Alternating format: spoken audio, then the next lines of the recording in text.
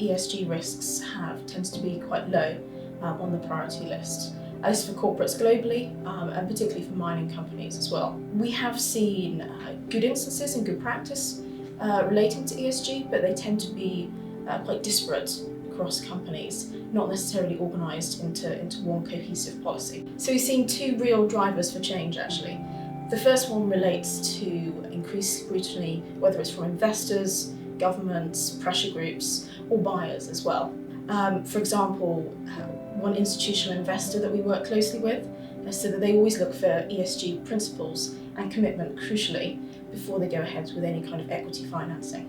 And the second related reason comes down to a push from regulators and a push from industry bodies. I think one of the biggest concerns actually relates to the idea of a one-size-fits-all approach.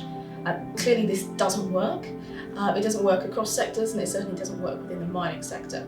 So I think a really important point there is to make sure that standards are being created which work for different companies and different assets across the world. So this is where regulators and industry bodies really come into their own in terms of codifying some of these principles and these concepts which are out there. So for example, we've got the London Stock Exchange, which gave some really helpful guidance back in 2017 in terms of investor communication and investor reporting, or more recently the World Gold Council's responsible gold mining principles, which are really interesting in terms of having a need for independent assurance documentation and practices. ESG is no longer simply an add-on or a nice to have.